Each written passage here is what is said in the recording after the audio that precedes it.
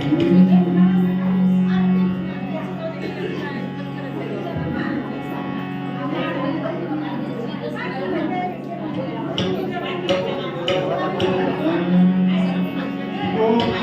बोलो हरि गोपाल बोलो गोविंद बोलो हरि गोपाल बोलो गोविंद बोलो हरि गोपाल बोलो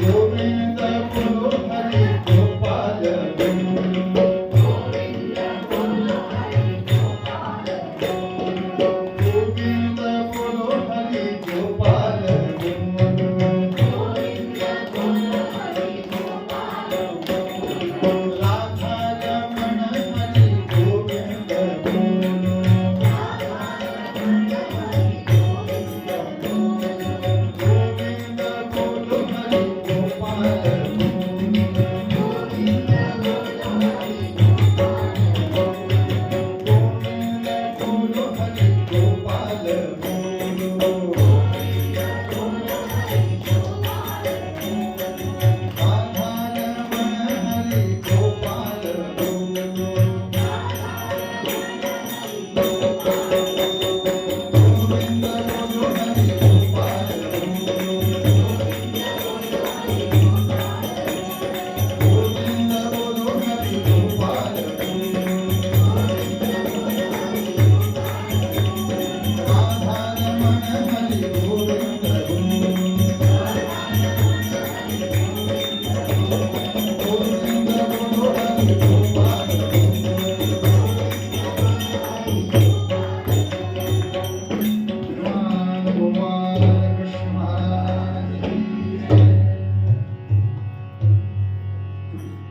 सुखदेवजी महाराज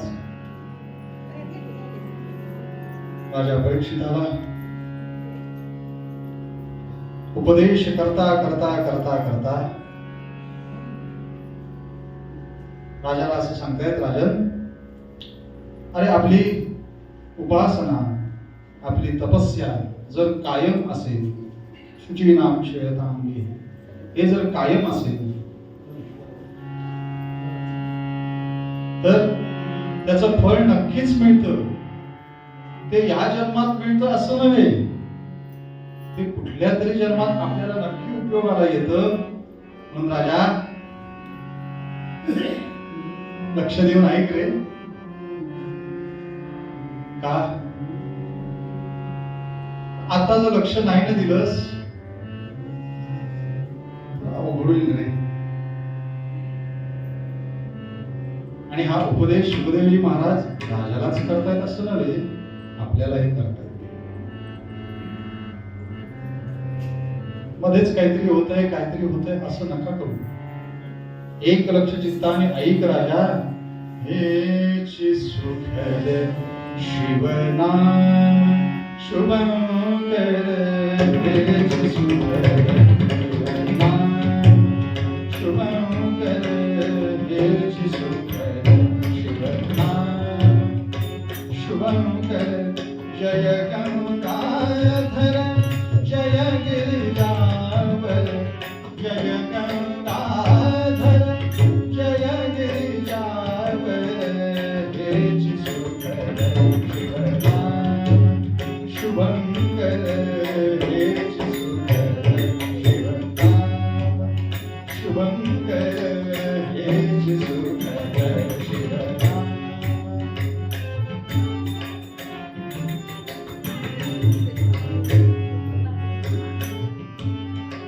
नीलकंठ शिव धवला तनुवर, नीलकंठ शिव धवला तनुवर, दीननेत्र नर शिरमाला धर, दीननेत्र नर शिरमाला धर, चंद्रकला धर शशि शीतल धर, चंद्रकला धर शशि शीतल धर, हेच सुखद शिवनाम शुभंकर, हेच सुखद शिवनाम शिवनाम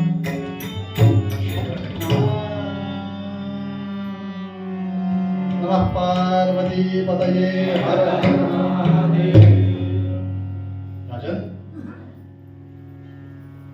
आपली उपासना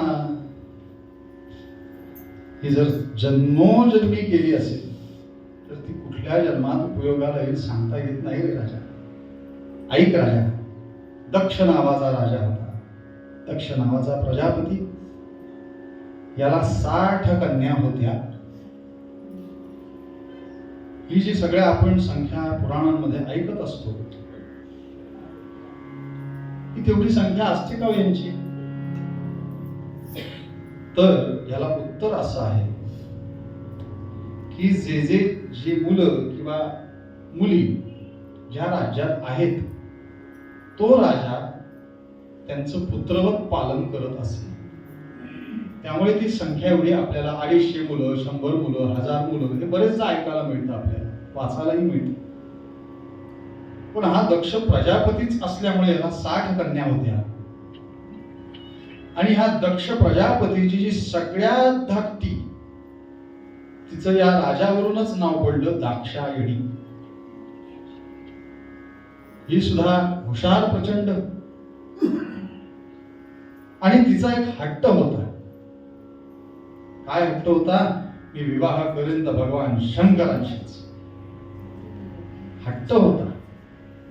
आणि असंही स्त्री हट्ट, राजहट्ट आणि बालहट्ट हे पूर्वावेच लागतात. वा, काय असतं हे असं वाचवलं. आता लहान मुलं नाही काय तेवढं त्यांना बरं वाटतं. म्हणजे आम्ही बाजी प्रभूंचं चरित्र सांगतो, आम्ही असं केलं की मुलं बरं वाटलं. काही मुलांना ते पटकन बरं वाटतं. पण तिची जी मनीषा होती की मला काही झालं तरी मी भगवान शंकरांनाच पती म्हणून वारणार, तशी उपासना केली. उपासना केली केली केली केली केली भगवान शंकरांशी विवाह झाला तिचा. आणि आता भगवान शंकर म्हणजे श्मशानेश्वा क्रीडा, स्मराल पिशाच्य सहचराश्रिता भस्माले पसरग पिनपुरोटी करे अमंगल्यम शीलम. तो अमंगल्यम आहे पण शीलम आहे. दिसाला तो अमंगल दिसेल तुम्हाला, काय भस्माचे पट्टे आहेत, भूतर घेत बाजूला वावरतायत, काय असं रूप असतंय. रूपावर नकारे जाऊ, स्वरूप बघा. तो दिसाना तुम्हाला स्मशानात दिसेल बसलेला, अरे पण त्याचं जे ज्ञान आहे ना, तो गुरु आहे. काय भगवंताची उपासना आहे, भगवान शंकरांची. विवाह पार पडला आणि आता दोघांचाही प्रपंच सुरू झाला. आणि या दक्ष राजाने वाजपेय यज्ञ, बृहस्पती सव यज्ञ असे 2-3 यज्ञांची आता आपल्याला करायचे त्याच पद्धतीने सुरू केली तरी तयारी. सगळीकडे आमंत्रण दिली तशी ह्या 3 देवांनाही आमंत्रण. तुम्ही राजसभेत उपस्थित राहायचं आहे. आपल्या पुढल्या यज्ञांची पूर्तता होण्याच्या दृष्टीने ही सभा आहे. आता हा तसा जावई, पण एकीकडे डिपार्टमेंट पण सांभाळतायत ना, संहार करणं आणि थांबवणं. आणि संहार याचा अर्थ प्रत्येक वेळेला वाईट करणं हा नव्हे. स्त्रिया जेव्हा सगळं जेवण झालं की सगळं जे आवरून घेतात त्याला संहारच म्हणतात. काही वेळेला आवरून घेणं हा सुद्धा अर्थ संहार म्हणून आहे. सगळ्याच वेळेला मारलं पाहिजे, यांना संपवलं जाईल, पृथ्वी नष्ट. काही वेळेला आवरूनही घ्यायला लागतं. जसं तुम्हाला गावातल्या लोकांना बैलगाडीचा अनुभव आहे. बैलांना किंवा काही वेळेला आवरायला लागतं बघा, ते सुटतात अचानक. सुटल्यानंतर त्यांना खेचून घ्या, तो संहारच आहे. धरून ठेवणं, आपल्या मनाला धरून ठेवणं संवाद. आणि हे डिपार्टमेंट ते सांभाळतायत. आले राजसभेत, सगळे देव बसले, सगळे सगळे सगळे सगळे मुख्य मुख्य मुख्य अधिकारी सगळे हजर. आणि हे बसले राजसभेत आणि त्यांची स्थितीच अशी होती, ते बसले की त्यांची समाधी लागत असे.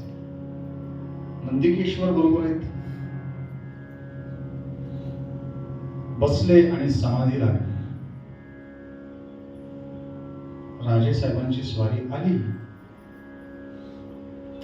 सगळे उठून उभे राहिले. असं काही असेल, राजे येणार असतील, राष्ट्रगीत असेल, असं काही असेल तेव्हा उभं राहायचं असतं. मध्यंतरीच्या काळात एक क्लिप फिरत होती की वंदे मातरम चालू असताना एक माणूस बसून होता. किती त्याच्यावरनं गदारोळ झाला, काय झालं, भरपूर चर्चा झाल्या, सगळं झालं, सगळं ठीक आहे. पण आपल्याच घरातला एखादा व्हिडिओ काढा पूजेच्या वेळचा, काय परिस्थिती असते. गुरुजी मंत्र म्हणतात, एकीकडे गप्पा चालल्यात. गुरुजी आरती म्हणतात, काही जण खिशात हात घातले, काही जण मळतायत. जे आमच्या घरात चालू आहे त्यांनी तर फक्त तिथे आपल्याला तो टीव्हीवर दिसला म्हणून, आपल्या घरात रोजच चाललंय. आणि दक्ष हा शेवटी राजा आहे. आल्याबरोबर सगळे उठलेले बघितले, हा माझा जावई उठला नाही. त्यांनी बघताना भगवंत म्हणून नाही बघितलं, त्यांनी बघताना जावई म्हणून बघितलं. आणि बाकीचे उभे राहिलेत, हे उठले नाहीत म्हणून डोकं जे भडकलं, ते बोलून गेले सुद्धा, याच्या पुढे आता माझ्या कुठल्याही यज्ञांमध्ये यांना आविर्भूत दिला जाणार नाही, नाही, नाही. तापलं की तापलं. सगळे जण सांगतात, अहो थांबा, म्हणेपर्यंत यांची समाधी उतरली. तोपर्यंत नंदिकेश्वर सिंगम झालेलाच होता. काय सिंगमचा डायलॉग आहे? चला पटकन सांगा. आता माझी एक वाट पाहिजेच आपल्याला. चला पटकन सांगा. विनायक दामोदर सावरकर यांचं पूर्ण नाव काय?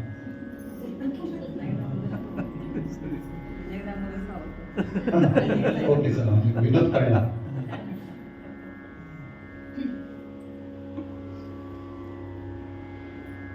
पण भगवंतानी विचारलं नंदिकेश्वराला, काय झालंय काय? त्यांना पत्ताच नाही हो. समाधी साधन संजीवन, ते त्यांच्या नामस्मरणात होते. काय झालंय? अहो म्हणाले, असं असं झालंय, तुम्ही उठून उभा राहिला नाही, ह्याला राग आलाय. आणि तो काय म्हणाला माहितीये का? याच्या पुढे तुम्हाला यज्ञातला आविर्भूत देणार नाही. शंकर हसले आणि राजसभेत निघून गेले. हा सुद्धा राजाचा अपमान, न सांगता निघून जाणं. आता जर मी उद्या सकाळी न सांगता सरांना निघून गेलो, सर ठेवतील काय मला? याच बघू परत येता का तुम्ही सावटला, बघतोच तुम्हाला बरोबर. अपमान आहे. हे उदाहरण दिलं. तुम्ही घरातनं कुठेही जाताना न सांगता निघून जाणं हा मोठ्या व्यक्तीचा अपमान. तुम्ही राजसभेतनं निघून चाललाय आणि परत मुद्दा तोच. त्यांनी भगवान शंकरांना नाही बघितलं, त्यांनी जावई म्हणून बघितलं. तो राग होता. हा असला जावई नसलेला बरा. भगवान शंकर हसून निघून गेले आणि त्यांनी ठरवलं ते ठरवलं, यांना द्यायची नाही आहुती आता याच्या पुढे रुद्राला, नाहीच. आणि यज्ञ यांनी सुरू केला राजाने. भगवान शंकर त्या स्थितीत आहेत, त्यांना काही पडलेलं नव्हतं. पण दाक्षायणी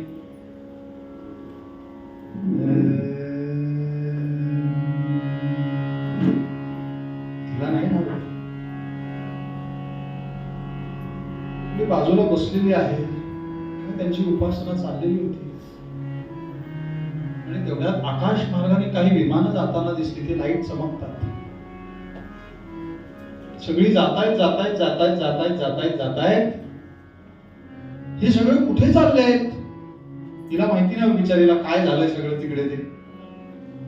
पण घरी येऊन सांगितलेलं नव्हतं, बघ तुझे बाबा असे वागले. कधीच नाही. आपल्या परत आपली मस्ती में दुनिया ना माने. आणि सगळी विमानं कुठे चाललेत कुठे चाललेत तेवढ्यात एक काळजी विवाह, अगदी काळजीवाहू सरकार उतरलं हो खाली. अशी असतात काही विमानं. हे उतरलं हो खाली. अहो कुठे निघालाय, काय चाललं? अय्या, म्हणजे तुम्हाला आमंत्रण नाही हो. त्यांच्याकडलं आमंत्रण यायचं म्हणजे सोपं नसतं. ही काळजीवाहू विमान आहेत सगळी. सिरियल घर फोडणारी विमान आहे. त्यांच्याकडचं आमंत्रण यायला भाग्यच लागतं हो. तुला नाही मुलगी म्हणून सुरुवात. आणि त्या विमानाने त्यांचं काम केलेलं होतं. ती आली धावत. काय झालंय? बाबांनी एवढा मोठा यज्ञ मांडलाय, तुम्हाला आमंत्रण नाही? आणि सगळा प्रकार सांगितला, नाईलाज असतं. कोणी? नंदिकेश्वर. असं असं सगळं झालेलं होतं. त्यामुळे ते आता यज्ञात तर काय आहुती देणार नाहीत यांच्या नावाने. त्यामुळे हे म्हणाले बोलवणार नाहीत. कशाला जायचं? उगीच त्यांच्या यज्ञात जाऊन आपण का अडथळा निर्माण करा.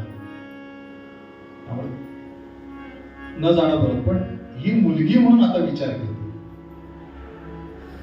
त्यांची पत्नी म्हणून तर विचार करतेच आहे, पण मुलगी म्हणून पहिला आता विचार केला आणि म्हणाली भगवंताला, देवा मी जाऊ का?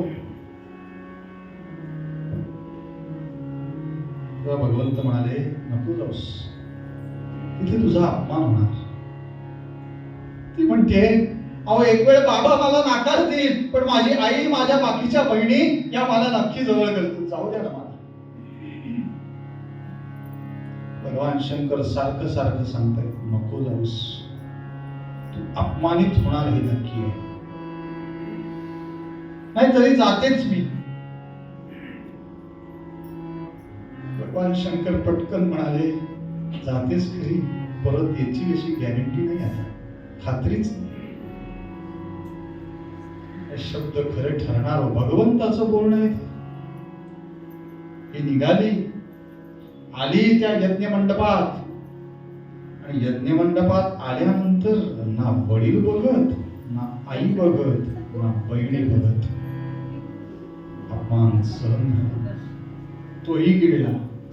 ठीक आहे, आईच्या इथे बोलायला आली, आई लक्ष द्यायला तयार नाही. वडिलांनी फक्त बघितलं, म्हणाले कशाला आलेस तुझं हे काळं तोंड दाखवायला? तू ज्या दिवशी त्याच्याशी विवाह केलास त्याच दिवशी मला तू गेलेली होतीस, आणि असा तुझा नवरा अपमानित करणारा. जोपर्यंत आपली निंदा चालू होती तोपर्यंत तिने सहन केली, पण जेव्हा शिवांवरती आलं तेव्हा मात्र तिला सहन झालं नाही. आणि इथे आता कथांमध्ये अपवाद असे आहेत. अपवाद याचा अर्थ दोन भाग आहेत. की एक कथा अशी सांगते की तिने स्वतःमध्येच अग्नी प्रज्वलित केला आणि आपला देह विसर्जित केला, आणि काही कथा असं सांगतात की तिने अग्नीत प्रवेश केला, म्हणजे हवन कुंडात. असं दोन्ही प्रकार सांगितले जातात. हे सगळं चालू झालं त्या भर यज्ञ मंडपात. हिने स्वतःला आचमन केलं, योगाच्या आधारे आपल्या अग्नी प्रज्वलित केला मात्र. आणि ही बातमी भगवान शंकरांपर्यंत पोचली पोचली पोचली. आणि भगवान शंकर म्हणजे मग काय झालंच हो, प्रचंड राग आला आणि एक जी जटा आपटली, जटा आपटल्याबरोबर त्याच्यात एक भयंकर असा शिवांचाच अवतार निर्माण झाला, आणि तो म्हणजे वीरभद्र. या वीरभद्राला सांगितलं जा त्या यज्ञात जाऊन त्याला चांगली शिक्षा करून ये, त्या यज्ञाचा उद्ध्वस्त कर. ही बातमी निघाला वीरभद्र, आणि जो आला ते भयंकर युद्ध त्या यज्ञ मंडपात झालं झालं झालं झालं. नंदिकेश्वर तर इतका भयंकर तापलेला होता, त्याचा राग शांत होईना. आणि इकडे वीरभद्र आला आणि त्या दक्षाचं त्यांनी 60 दिशेने मुंडक उडवलं. भगवान शंकरांपर्यंत बातमी गेली, अहो हे काय करून ठेवलंय सगळं. दोन देव त्यांची समजूत घ्यायला, चला लवकर काय करून ठेवलंय बघा तुमच्या त्या वीरभद्राने. भगवंत धावत आलेत, एवढा अपमान असून सुद्धा देव धावत आले. आणि वीरभद्रा म्हणाले काय करून ठेवलंस? चुकीचं आहे. तिथे भगवंत ओरडले, मी तुला काय सांगितलेलं होतं? यज्ञाचा विध्वंस कर, राजाला मान, असं सांगितलेलं का? नाही. पण भगवंत ते तापलेले होतेच. पण जेव्हा त्या आपल्या पत्नीचं देह तो सगळा बघितला, जळालेला देह बघितला, तो त्यांनी तसाच खांद्यावर टाकला. आणि इकडे तिकडे तिकडे फिरता फिरता फिरता भगवंत इतके फिरलेत की 51 शक्तिपीठांची स्थापना झाली. जिथे जिथे तिचा देहाचा एक एक अवयव पडला, आपली कामाक्षी आहे, अजून बऱ्याच काही देवता आहेत, तिथे जिथे जिथे तिचा तो भाग पडला शरीराचा, ते एक एक शक्तिपीठ होत गेले. अशी कथा सांगितली जाते देवी भागवतात, या भागवतात नव्हे. याच्यात नुसता उल्लेख आहे, पण देवी भागवतात याचा संपूर्ण उल्लेख येतो. आणि ते झालं सगळं. भगवंत असे जरा प्रेमामुळे, आपली पत्नी हे झाली त्यामुळे जरा ते हल्ल्यासारखे झालेले होते. पण परत या दोघांनी येऊन प्रार्थना केली विष्णूंनी आणि यांनी, अहो ते या आणि तो यज्ञ पुरा करा. त्याचं तर मुंडकं उडवलंय. आता तो यजमान तो आहे, त्यामुळे काहीतरी मार्ग काढायला हवाय ना. चला ना, शांत व्हा. भगवंत शांत झाले. यज्ञ मंडपात परत भगवंत आले आणि यज्ञ मंडपात आल्यानंतर भगवंताने सांगितलं, एक अजमुख घेऊन या. अज म्हणजे बोकड आणि अज म्हणजे ज्याला अजन्मा जो आहे, असा खरा भगवंत एकच. अजन्मा आहे तो, त्याला मरणच नाही, म्हणून तो अजमुख त्याला लावा. त्या बोकड्याचं मुंडकं कापून आणलं, ते लावलं आणि तो त्या वाणीने आता बोलायला लागला. दक्ष भगवंताचा स्पर्श झाला, त्याला झालं. ते सिम कार्ड फक्त इन्सर्ट करायचं होतं, तो मोबाईल बोलायला लागला. दक्षाने मग माफी वगैरे सगळी मागितली आणि मग तो यज्ञ पूर्ण करून दिला भगवंतानी. भगवंताच्या आशीर्वादाने तो यज्ञ पूर्ण झाला. आपल्याला या कथेतनं हे शिकायचंय की अपमानित झाल्यावर असं करायचं असतं.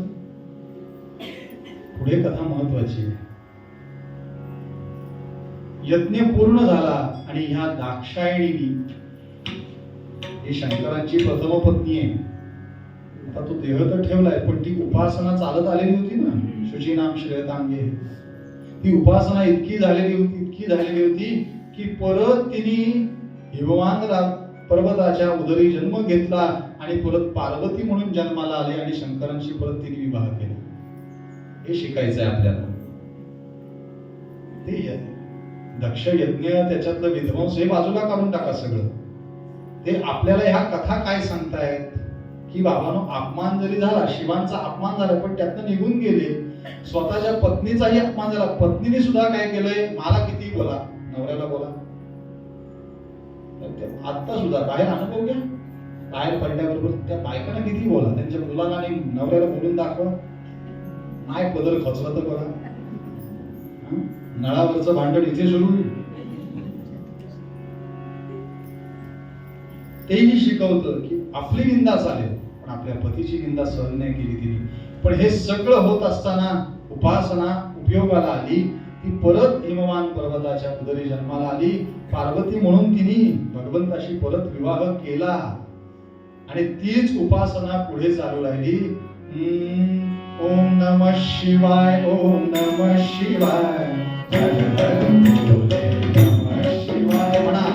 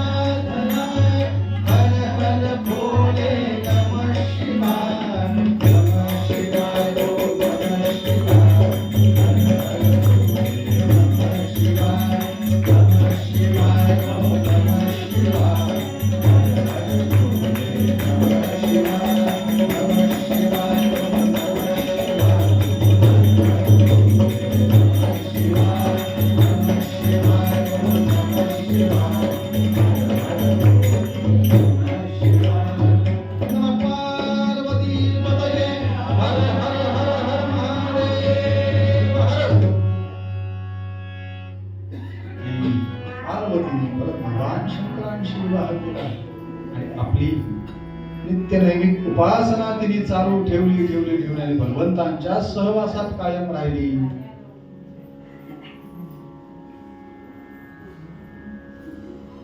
आणि अशी हा सिद्धांत पटवण्यासाठी आलेली ही कथा.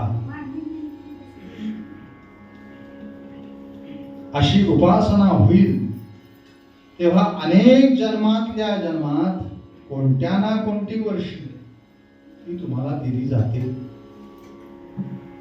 काय असतं, आपण एक माळ जप करतो आणि म्हणतो बघा महाराजांचं लक्षात नाही माझ्या. किती जप? 24 तासात लगेच महाराजांचं लक्षात.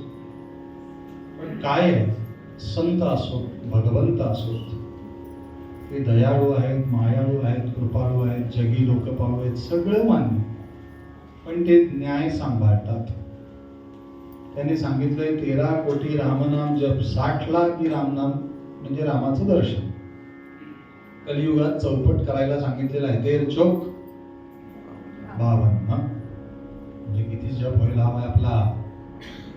3.5 लाख जप झाला की भगवंत स्वप्नात दर्शन देतात. तर 3.5च्या चौपट करायला हवा, तेव्हा तो दर्शन देईल आपल्याला स्वप्नात. प्रत्यक्ष शक्य आहे का? आता एक माळ जप करायचे काय ते न्याय सांभाळतात. तुम्ही 13 कोटी साठवा बँकेत, बरोबर आहे ना? ती बँक आहे ना. करा म्हटले का ते करा नाही, साठवा. तो रोज जप साठवा. आम्ही काय करतो, तांदूळ काय करतो का साठवता? साठवता ना डब्यात, साठवायला नको का? माझ्या बँकेत जर 50,000 असतील तर माझा 40,000चा चेक निघणार आहे. नाहीच तर काय निघणार चेक? दगड, तो दगडच. म्हणून ते साठवायचं. आणि वर्षानुवर्ष आणि अनेक जन्मांमध्ये जर अशी तुमची उपासना झालेली असेल तर भगवंत तुम्हाला दर्शन देतात, नक्की देतात. हा सिद्धांत पटवण्यासाठी पुढची कथा आहे. वयाच्या 5व्या वर्षी भगवंताचं दर्शन आहे.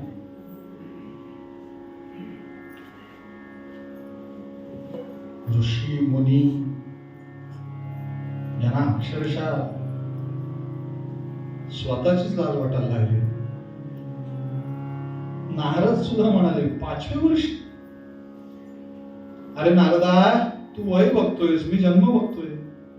आपलं हे चुकतं, आम्ही वय बघतो. इतक्या वर्ष मी उपासना करतोय हो, पण काही नाही. सतरंज्या फासल्या, फाटल्या, खांब झिजले, पण टाळक्यात प्रकाश काही नाही. त्यामुळे आम्ही वर्षभर किती वर्ष उपासना करतो याला महत्व नव्हे, आम्ही किती जन्म उपासना करतो याला महत्व आहे. म्हणून नामदेवांचे शब्द मी सारखे सारखे का सांगतोय? जन्मोजन्मी आम्ही, वर्षानुवर्षे आम्ही असं नाही म्हणाले. ते आम्ही अनेक वर्ष पुण्य साठवत नाही, जन्मांची पुण्यही साठलेली असते, अनेक जन्माची. तेव्हा कुठे भगवंत आपल्यावर कृपा करतो, दया करतो, माया करतो. असं सहज नाही होत. नारदांनाही असं वाटलं, काय भगवंत 5व्या वर्षी? भगवंताने हात धरला नारदांचा, चल. आणि नारदांना दाखवलं, बघ त्याचे 100 जन्म, हे दाखवतोय मी तुला. या 100 जन्मांमध्ये त्याने माझं नाव घेतलं. आणि 100 जन्मांमध्ये नाव घेतलंय म्हणून तुला वय कमी दिसतंय, फक्त सही राहिली चेकवर माझी. याला उद्धार करायचा याचा. 5व्या वर्षी उत्तानपाद नावाचा राजा, त्याला 2 पत्नी, एक सुनीती आणि दुसरी सुरुची. या दोन्हीचा अर्थ सोपा आहे. सुनीती म्हणजे जी नीतीने वागते ती सुनीती, आणि दुसरी सुरुची म्हणजे जिला रुचीमध्ये आवड आहे. जुलाबाच्या गोळ्या घ्यायला लागल्या तरी चालते, पण हाणणार चांगलंच, ही सुरुची आहे. हा इथला शब्द हाणणार हाच आहे ना. हाणा चांगलं नाही म्हणता, हाणणार ही सुरुची आहे. ह्या दोन पत्नी, आणि ह्या प्रत्येकाला आहेत. आपल्याला कथा खरी आहे, पण आपल्यालाही आहेत ना. म्हणजे स्त्रियांनाही आहेत आणि पुरुषालाही आहेत. हे दोन्ही पत्नी आहेत, सुरुची आणि सुनीती. त्या प्रत्येकाला आहेत. आणि तसं बघायला गेलं तर भगवंताच्या दृष्टीने आपण सर्व त्याचे पत्नी आहोत. भगवंत एकटा पुरुष आहे. स्त्रिया पुरुष हे सगळी पत्नीच आहेत त्याच्या. हा विषय सगळा आपल्याला गोपिकांमध्ये येणारच आहे पुढे. आणि ह्या दोन राण्या, सुनीती होती तोपर्यंत मस्त चाललेलं होतं सगळं. पण जशी सुरुचीने प्रवेश केला, सिरियलला सुरुवात झाली. मी कुठून राहिले माझ्या नवऱ्याची काय बायको आहे ना. सिरियल होऊन गेली ना. किती माहिती मला, सगळं बघावं लागतं आम्हाला. तुमच्यासाठी, माझ्यासाठी नव्हे. आणि या दोघींशी विवाहाचा सुरू झाला. आणि आपली जी वृत्ती आहे तीच इथे आहे. या सुरुचीला जो मुलगा झाला त्याचं नाव उत्तम असं होतं. हे सुरुचीचं फळ उत्तम आहे, पण ते न टिकणार आहे ना. टिकतंय का?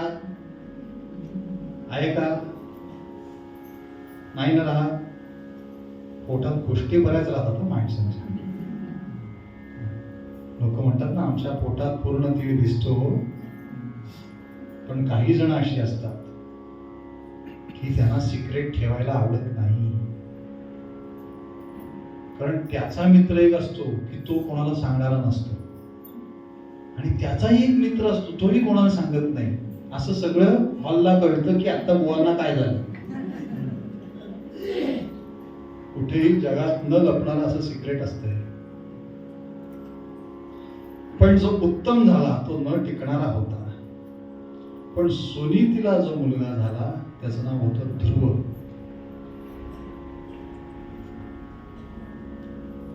आणि दोघांवर प्रेम आहेच वडिलांचं, पण सुरुचीच्या मुलावर जरा जास्तीच प्रेम आहे. उत्तम आहोत आहे ना आपलं, असं प्रत्येकाचं आहे. काय भागवत वेगळं सांगतोय. आणि जो सुनीतीचा मुलगा आहे, जो ध्रुव आहे, तो स्थिर आहे. जसं आमच्या संगीतातले सा आणि प हे दोन स्वर स्थिर असतात, ते हलत नाहीत. बाकी काही कोमल होतात, काही तीव्र होतात, काही लोकांचे फारच तीव्र असतात. तो म लोकांचा काही फारच तीव्र असतो, म्हणजे अहंकार, मी. पण हा ध्रुव जो आहे तो स्थिर आहे. आणि ध्रुवाची एक दिवस इच्छा झाली की मला वडिलांच्या मांडीवर बसायचंय. तो आला, बाबा बाबा बाबा बाबा करत धावत धावत धावत धावत आला. आणि राज दरबार चालू असतानाच मांडीवर बसला येऊन. आणि मगाशी सांगितलं ना, तशी काळजीवाहू सरकार असतात हो.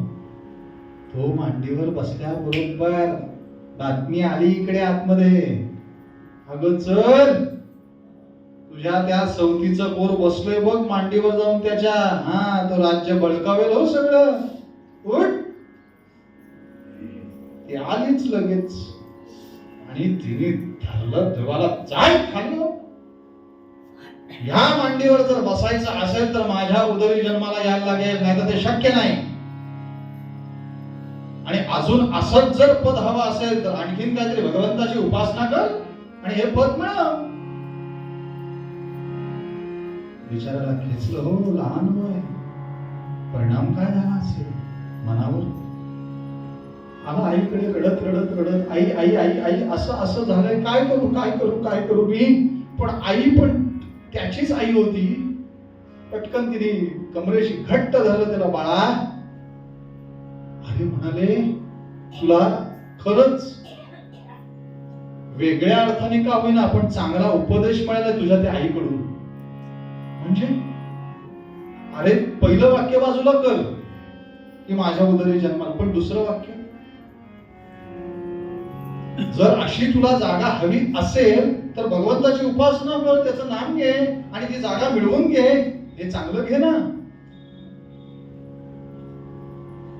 आई, असं होऊ शकतं? होऊ शकतं रे बाळा, खरंच होऊ शकतं.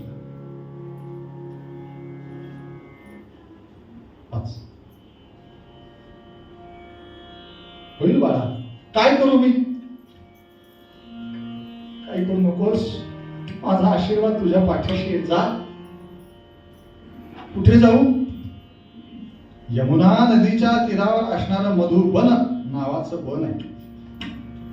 कायम मधुबन मे राधिका नाचे रे, हेच नका लक्षात ठेवू. ते मधुबन नावाचं वन आहे यमुना तीरावर. जा ना तिकडे आणि अशी काही उपासना कर की भगवंत प्रसन्न होईल आणि तुला एखादं पद असं देऊन ठेवेल. म्हणून बघा, विचार करा, अभ्यास करा. भक्त भक्त हे पद हलतं का हो कधी? बाकी पद 5-5 वर्षांनी बदलतात, बरोबर आहे ना?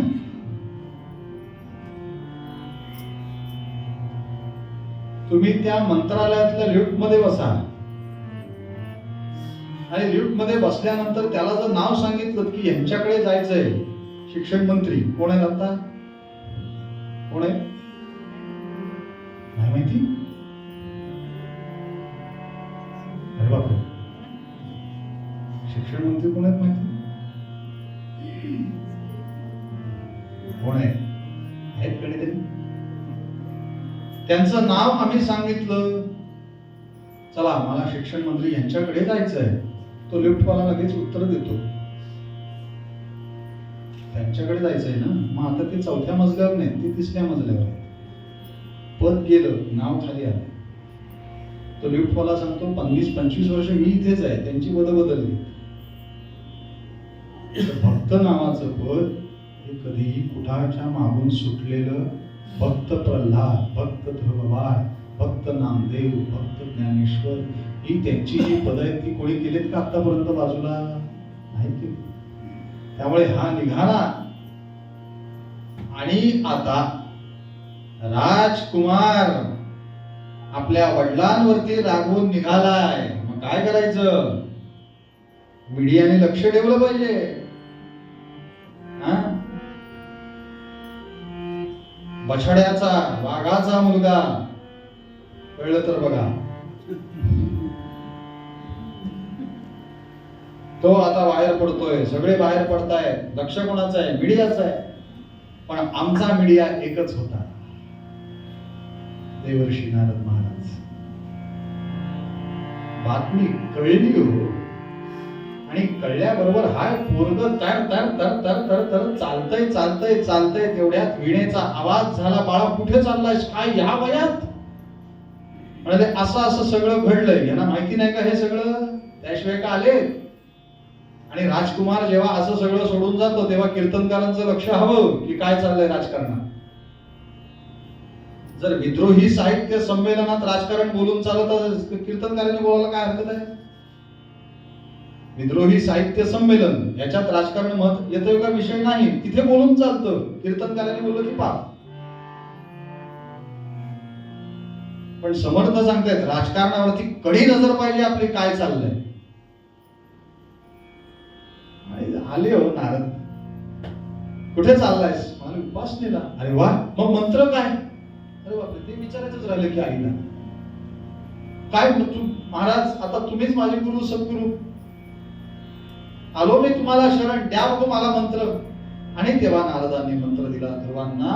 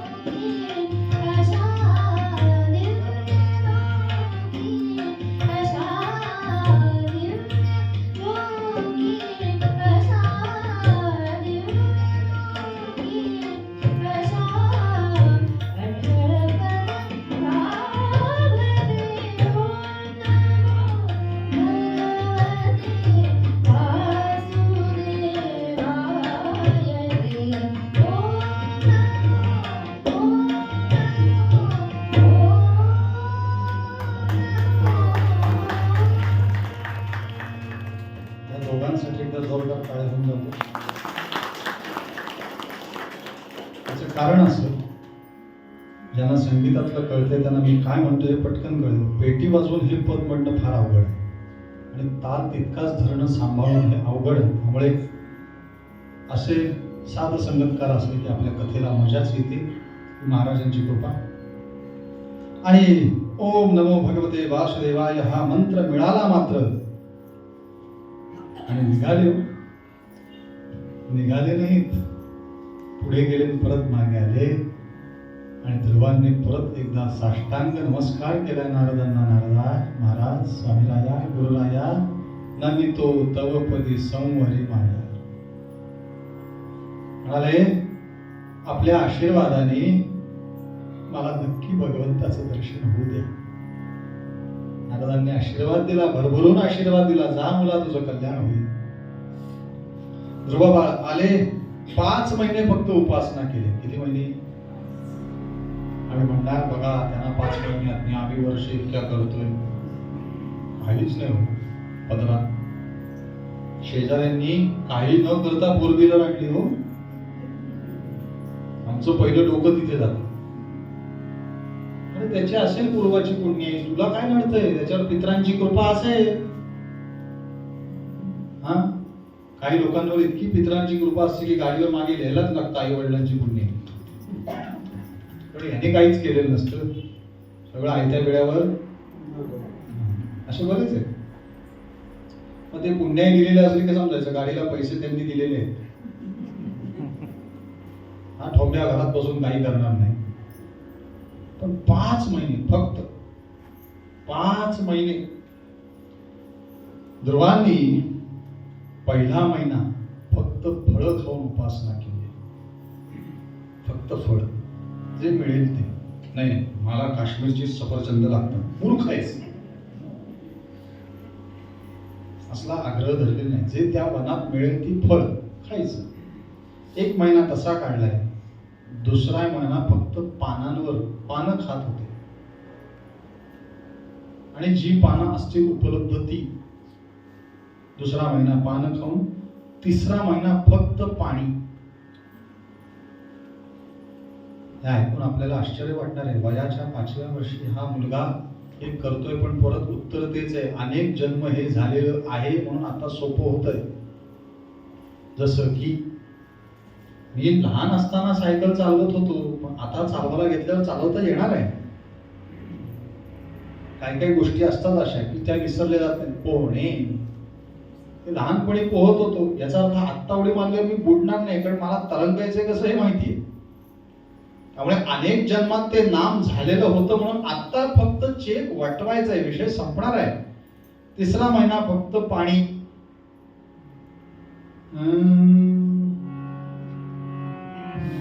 चौथा महिना वायू, फक्त वायू भक्षण केलाय चौथ्या महिन्यात.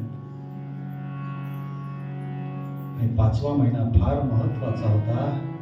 आता मला फळं पण नको, पानं पण नको, पाणी पण नको, वायू पण नको. आता फक्त श्वासावर नियंत्रण ठेवलंय 5व्या महिन्यात. आणि 5 महिने अशी कडक उपासना केली हो. आणि त्याला वरती नाही राहलो. तो शांताकरण जो होता ना, तो हल्ला हो या उपासनेने. आणि भगवंत निघाले गरुडावरून. काय दिसताय भगवंत, गोड मुकुट घातलाय, माळ्या गाळ्यात मस्तपैकी. आमच्या विठोबा अण्णा दत्तानंदांनी भगवंताचं काय गुणवर्णन केलं. काय कसा दिसला भगवंत आलेला. हरी हाय आनंदाचा कंद, हरी हाय आनंदाचा कंद, हरी हाय आनंदाचा कंद.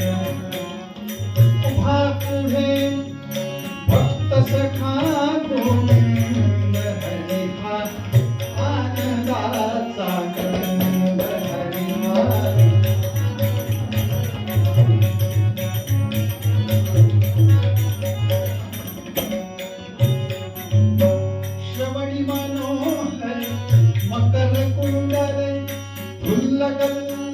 कर्णात दीर्घ सुप्रसन्न लोचन, इंदुवदन पुष्पना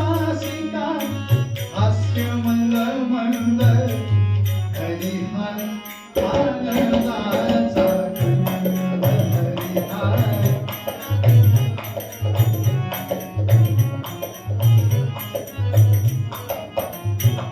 आता एक पठीत झालं, आता दुःखीत म्हणायचंय.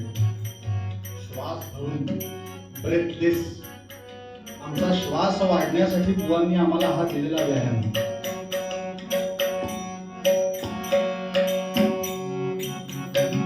श्रवणी मनोहर मकर कुंडले फुल्ल कल्ल कर्णात धीर सुप्रसन्न लोचन हिंदू बदन तिला पुष्पनासिका हास्य मंद मंद हरिहा.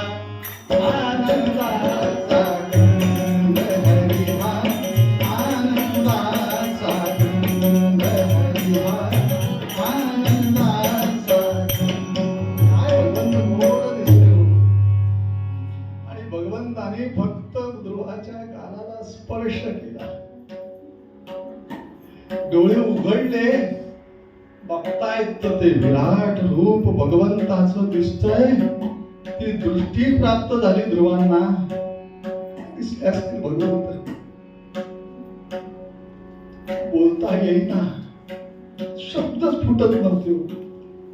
त्या विराट रूपाला बघितल्यावरती शब्द फुटेना, फक्त डोळ्यातनं अश्रुधारा वाहतायत. वय वर्ष 5,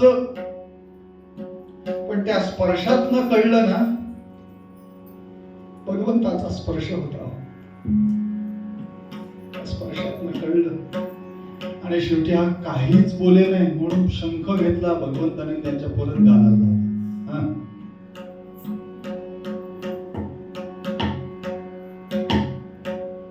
आणि मग म्हटलं, देवा आलात तुम्ही, एवढ्यातच आलात. पण म्हणाले, मी खूप असं ऐकलेलं होतं, खूप तपश्चर्या करायला लागते, त्याशिवाय देवाची प्राप्ती नाही, वगैरे वगैरे वगैरे वगैरे सगळं ते बोलतात. मध्यम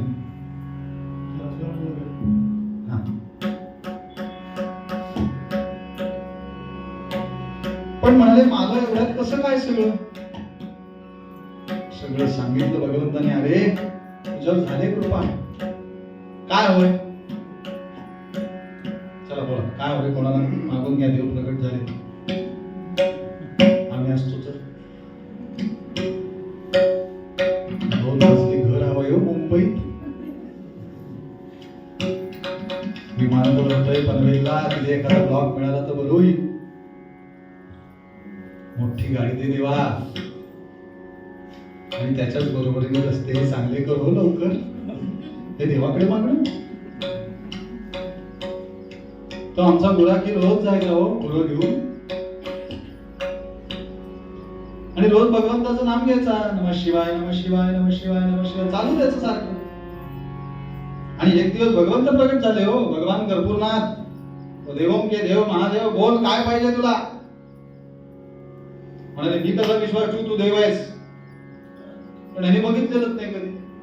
अरे म्हणाले, मागून तर बघ, लगेच देतो बघ, मी देव आहे. आता हा शहाणा देव प्रगट झालाय, मागायचंय काय. म्हणाला, अरे देवा तू म्हणतोयस ना देव आहेस, मग मी सांगतोय ते आई तंबाखू तेवढा आणलाय, चुना आणायचा राहिलाय, तो देतोस. आता त्याच्याकडे चुना मागितला तर आपल्याला तो काय लावत राहणार. जशी मागणी तसा पुरवठा. मग पाठीलाही चुनाच लागतो बसल्यानंतर. पण यांनी चुना मागितलेला असतो.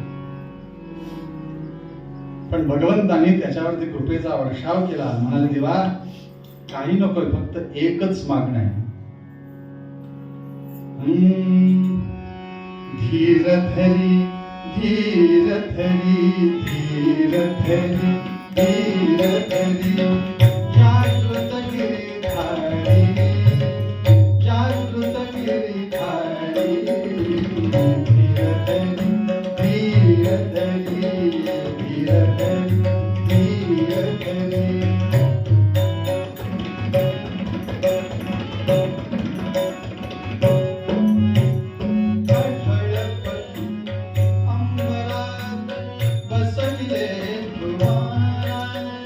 संकट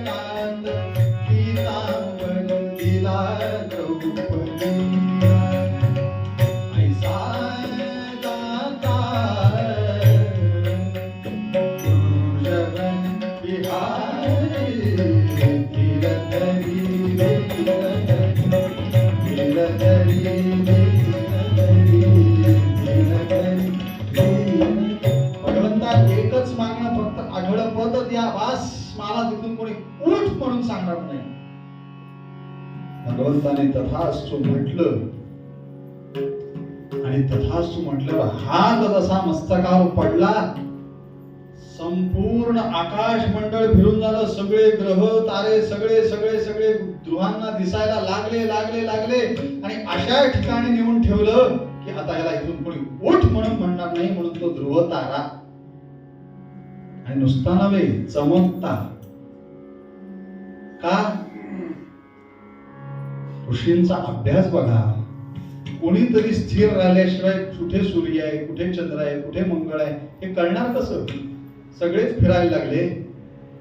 घराचे वासे फिरले की असं होतं. घरात 2, 3, 4 माणसं राहतात, प्रत्येकाची तोंड जर वेगवेगळ्या दिशेला असतील, महाराजांची उपासना कशी होणार? पण इथे सगळे फिरतायत, हे एकटे स्थिर राहिले. म्हणून ऋषींनी तो अभ्यास केलाय. म्हणून आत्ताही बघा आपल्या पंचांगात हे सगळे उल्लेख येतात, तो अभ्यास आहे. काही जण म्हणालेली होती 3-4 वर्षापूर्वी पंचांगाला फेकून द्या, हे करा ते करा. मुख्यमंत्री झाल्यावर असा येतो माझ पंचांग सगळं फुकट आहे, हे फुकट आहे, ते फुकट आहे. तुझं खरं आहे का? पण ध्रुवांना एक ती जागा नक्की केली आणि परत हात काढून घेतला, परत ध्रुव जागेवरच. नमस्कार झाला, आशीर्वाद दिला, जा बाळा. आणि ही बातमी राजापर्यंत येऊन पोचली. उत्तानपाद राजा,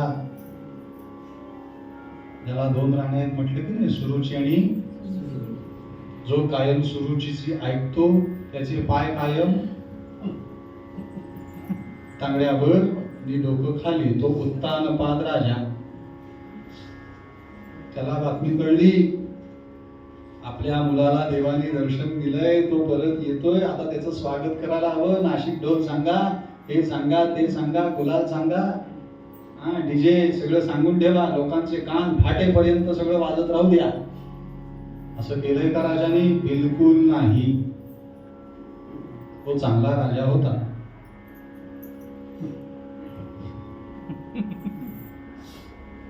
आमच्या लग्न कार्यात हे नाही का आम्हाला सांभाळते, गणपती वेळेला आम्हाला नाही का हे सांभाळते, लोकांना हार्ट अटॅक येईपर्यंत आम्ही डीजे वाजवत बसायचो. आणि ना घरातली आजी बोलत, ना आजोबा बोलत, ना मामा बोलत, नाही कोणी बोलत. सगळे कौतुक. अरे कौतुक कसलं करता, बंद पाळा ते सगळं. देवाला सुद्धा एक दिवस बाहेरेपणा येईल. या प्रथा जर आपण आता वेळेच बंद नाही केल्या तर याचे परिणाम भयंकर आहेत.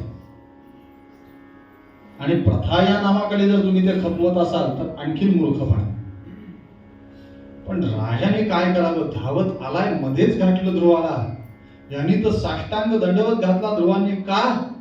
यांच्या पुण्यामुळे मला देवाचं दर्शन झालं. तर असं नाही म्हणाला तुम्ही त्यावेळेला माझी मदत नाही केली, बघतोच आता तुमच्यावर केस ठोकतोय, हे करतो. त्यांनी साष्टांग नमस्कार घातलाय. का? कारण तुमचाही आशीर्वाद माझ्या पाठीशी आहे म्हणून मला देवाचं दर्शन झालं. तुम्ही निमित्त तर झालात माझ्यासाठी. राजाने स्वागत केलं, त्याला आत राज्यात नेलं.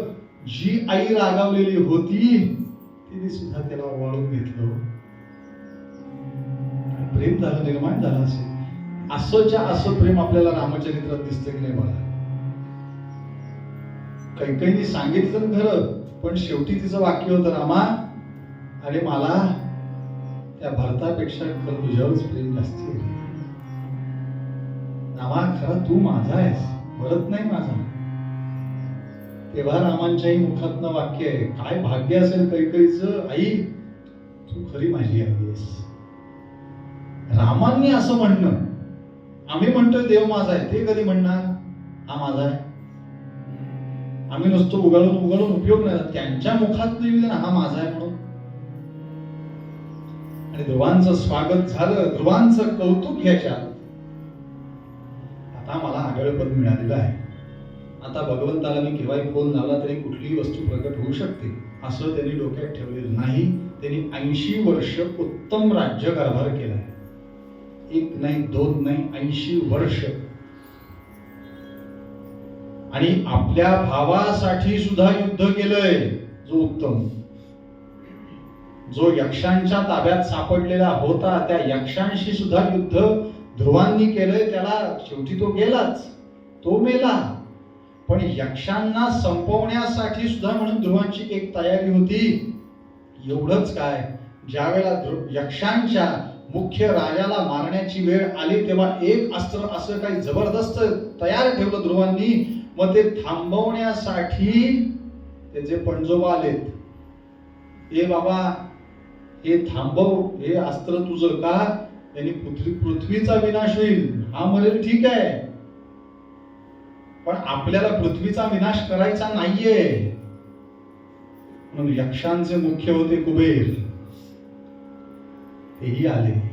आणि मग ध्रुवाला त्यांनी आशीर्वाद दिलाय. बाळा, भगवंताने जो तुला आशीर्वाद दिलाय, जे आढळपत दिले, ते योग्य माणसाला दिले. त्यामुळे माझाही आशीर्वाद तुझ्या पाठीशी आता कायम. जरी तू आमच्यावरती चाल करून आलास तरी आम्ही तुला आशीर्वाद देतो की माझ्या किंवा तुझ्या पणजोबांच्या बोलण्यावरून ते अस्त्र सोडलं नाहीस. आणि आमच्या यक्ष सगळ्या या पुढल्या येणाऱ्या पिढ्यांना तू एक चांगला आशीर्वादच दिलास असं मी म्हणतो. त्यामुळे कुबेरांनीही त्याला आशीर्वाद दिला. आणि मग 80 वर्ष राज्य उपभोगलं. संपूर्ण राज्यही आनंदात राहिलं या ध्रुवांच्या अखत्यारीत. आणि मग विष्णुदूत न्यायला आले. नंद सुनंद, 2 दूत भगवंताचे. ते आले, विमान घेऊन आले. चला म्हणाले. पहिला आले हरी, शंख चक्र गदाधर. आमोचा राम राम घ्यावा. ध्रुव विमानात बसले. कुठे जायचंय? अहो म्हणाले, विष्णू लोकात. तुम्हाला पद दिलं नाही का? विमान सुरू झालं आणि ध्रुवाला पटकन आठवण झाली सुनीतीची, म्हणजे आईची. अहो म्हणाले, विमान थांबवा थांबवा थांबवा. काय झालं? ध्रुव महाराज काय झालं? अहो म्हणाले, काय झालं काय? माझी आई कुठे आहे? जिच्यामुळे मला सगळं प्राप्त झालंय, तिने एक चांगला आशीर्वाद दिला म्हणून मी घरातनं बाहेर पडलोय, ती माझी माता कुठे आहे? ते नंद सुनंद पटकन हसले एकमेकांकडे बघून. ते दोघेही एकत्र म्हणाले, महाराज, पुढे जे विमान चाललेले ते तुमच्या आईच आहे. भगवंत काळजी घेतो, तो न्याय सांभाळतो, तो योग्य त्या ठिकाणी सांभाळतो, नको त्या ठिकाणी नाही करत. जिच्यामुळे ह्याला सगळं हे मिळालंय तिचा उद्धार पाहिला. म्हणून अहो, तुमचा उद्धार झालाय. ती का आई पुढेच चालली. आणि मग ध्रुवांचा चेहरा जो रडवा होता तो हसरा झाला. आई पण माझ्या बरोबर. वा, दोघांचाही उद्धार एकाच दिवशी या भगवंताच्या कृपेमुळे झाला. कथा काय सांगते? दृष्टांत आहे. सिद्धांत काय आहे? राजा, अरे जन्मोजन्मी अशी पुण्याई चालूच राहिली तर त्याचं फळ भगवंत नक्की कुठल्या तरी जन्मात नक्की देतो. तो येतोच, तो देतोच ते फळ. फक्त आपला विश्वास पाहिजे.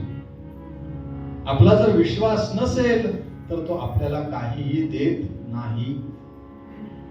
त्यामुळे अशी जन्मोजन्माची राजा पुण्याई होती रे, म्हणून या ध्रुवाचा उद्धार झाला.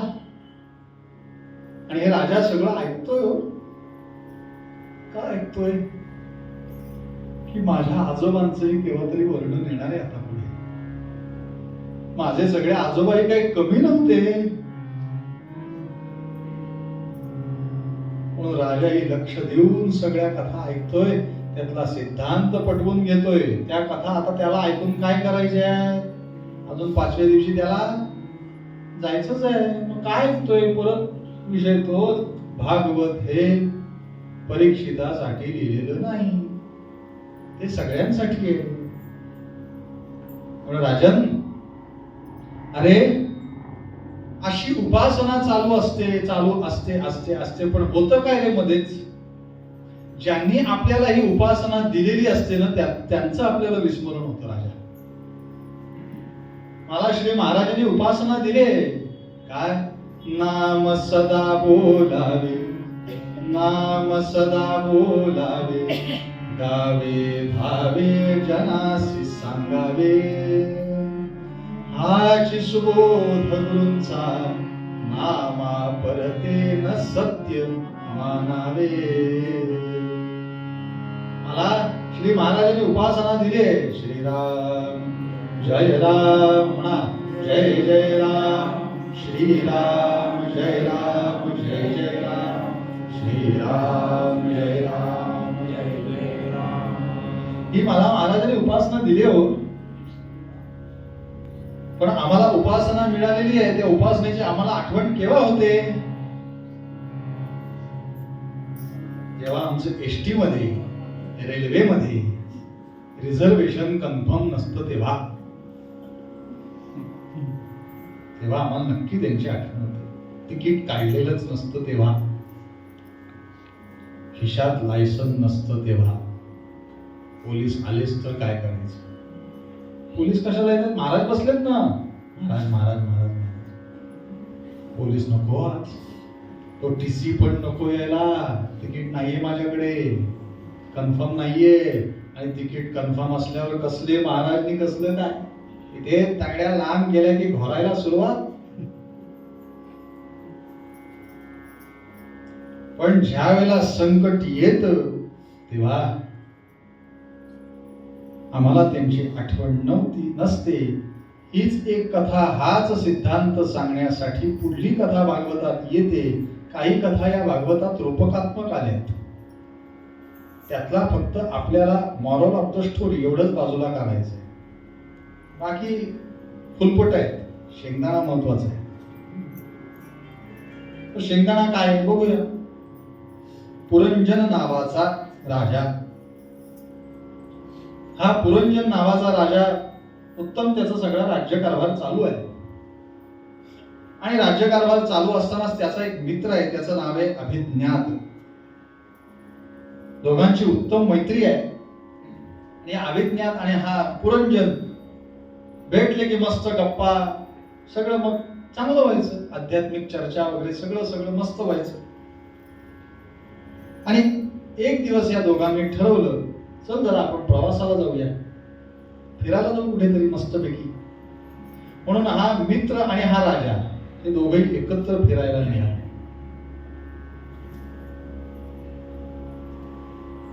आणि तेवढ्यात या पुरंजनाला चालता चालता चालता एक सुंदर नगरी दिसली.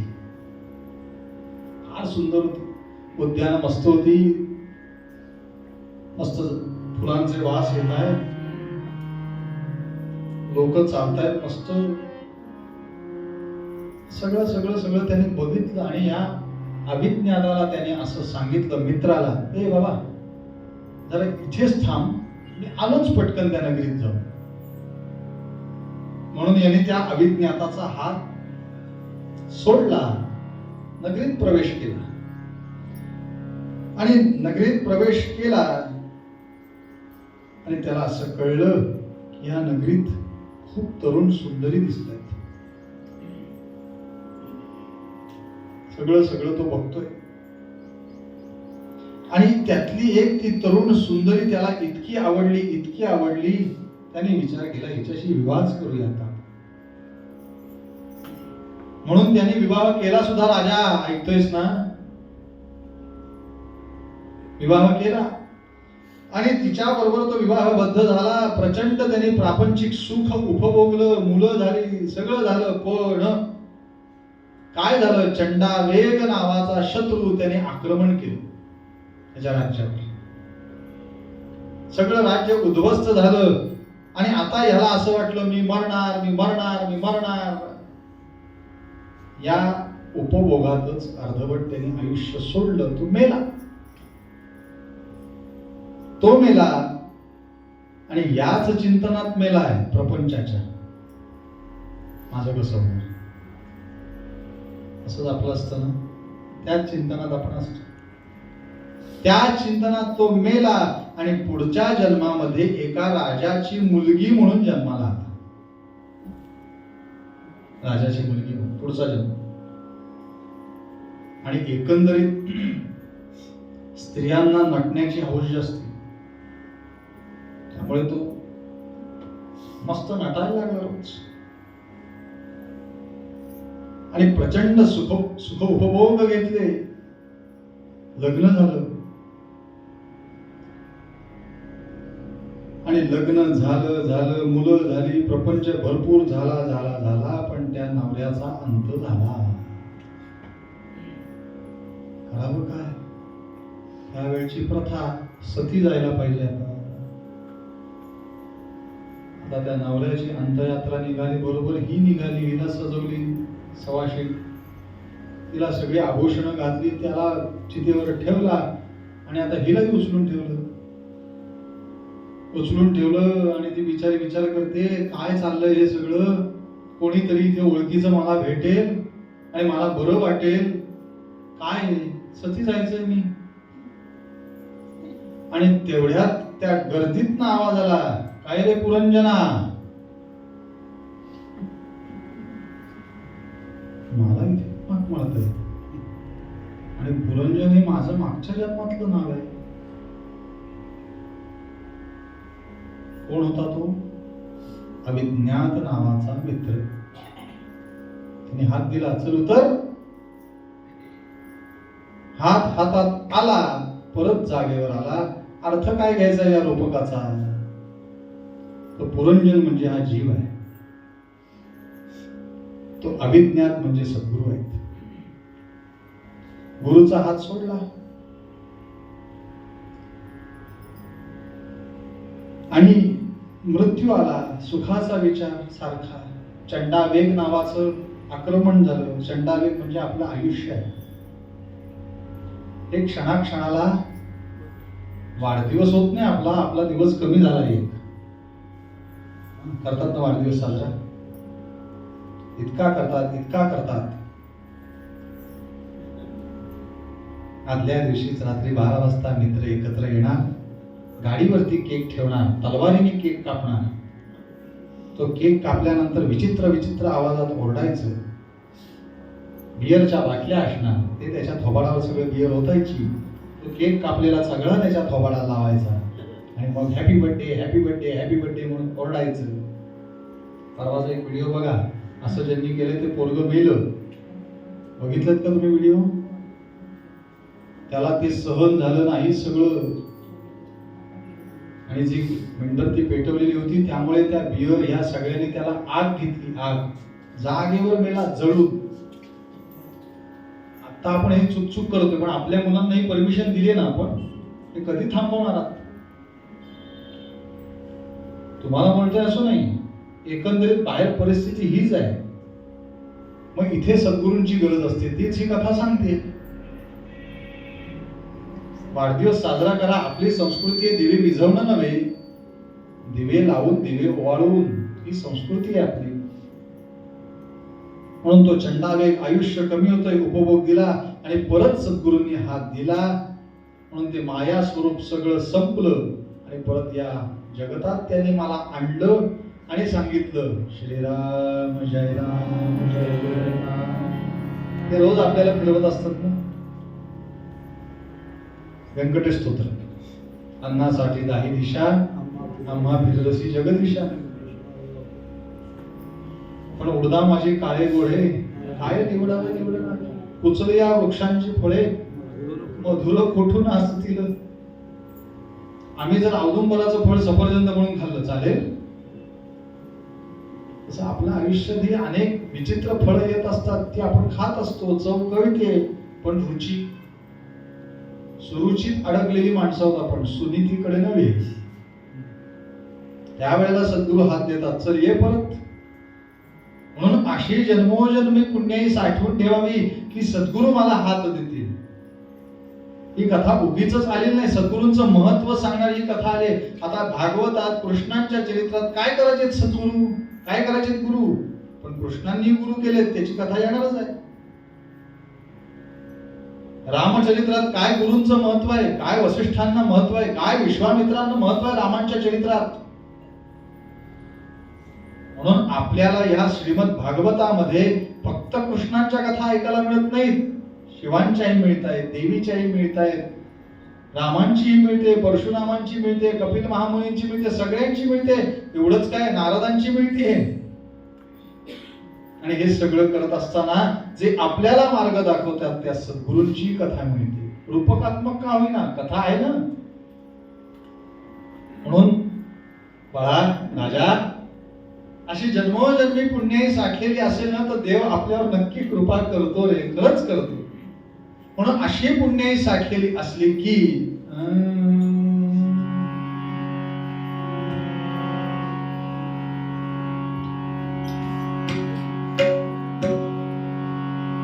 गळामाळ शोभे आत्मरूप शांती,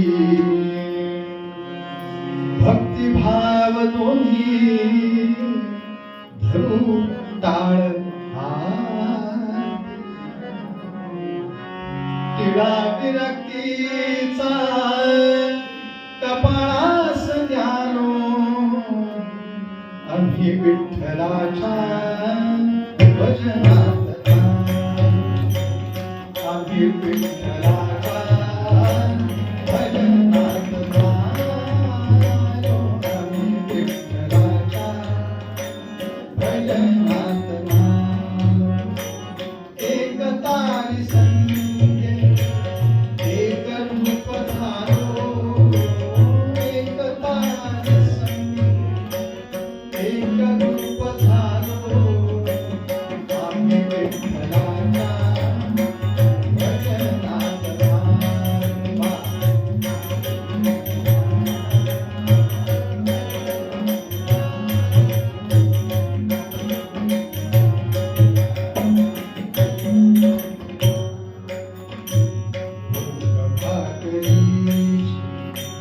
छाया झोपडीची,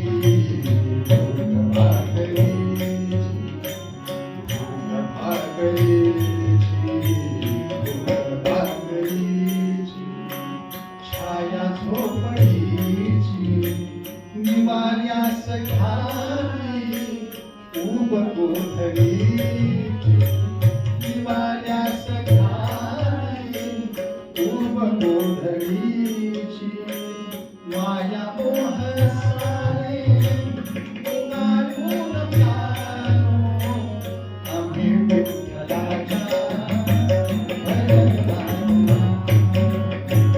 आम्ही विठ्ठलाच्या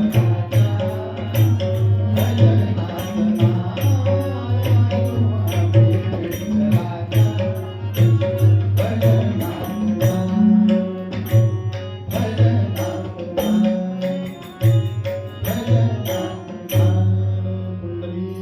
आम्ही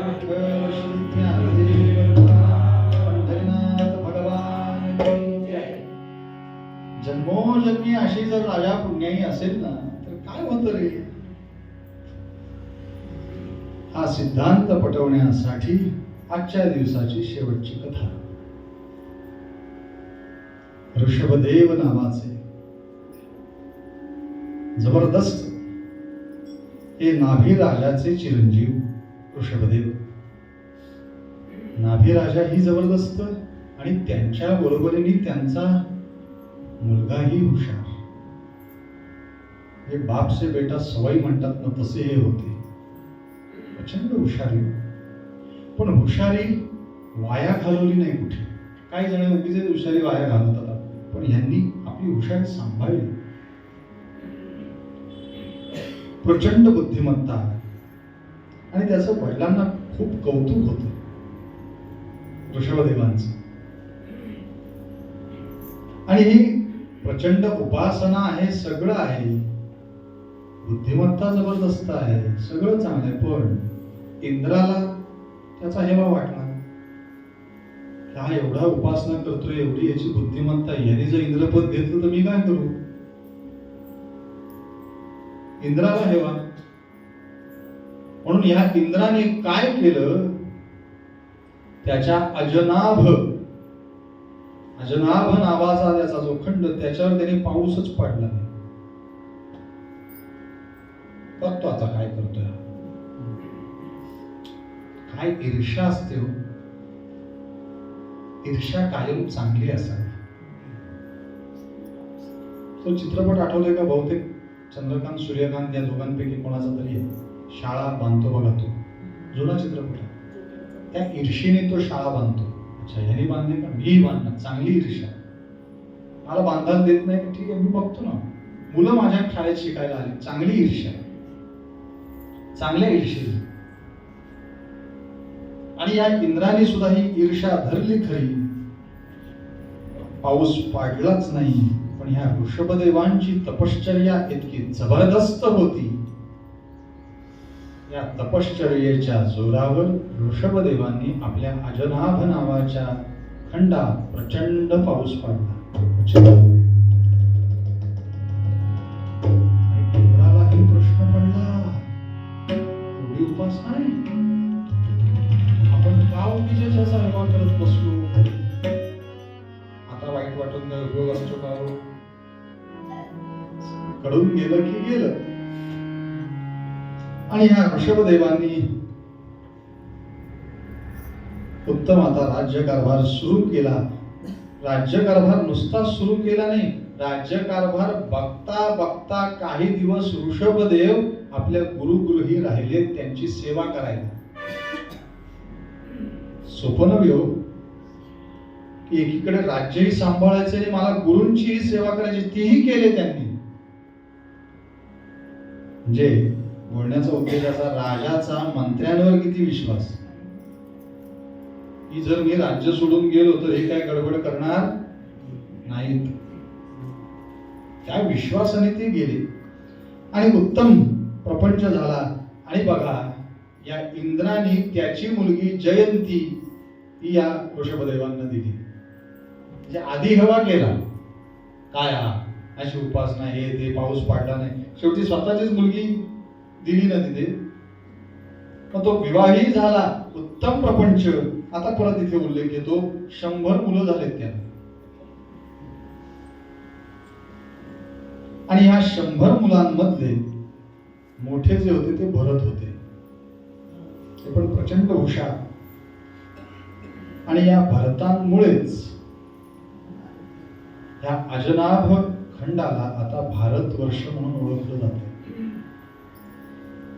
आणि या ऋषभदेवांनी भरताला आता राज्यावरती बसवलं आणि आपण स्वतः भगवंताची उपासना करण्यासाठी वनामध्ये निघून गेलेत.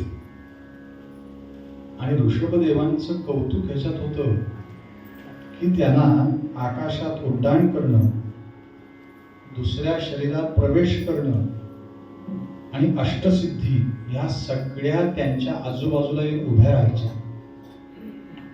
आमच्याकडे यावं, आमच्याकडे यावं असं त्या सांगायच्या. पण रिद्धी सिद्धी दासी अंगण झाली ती.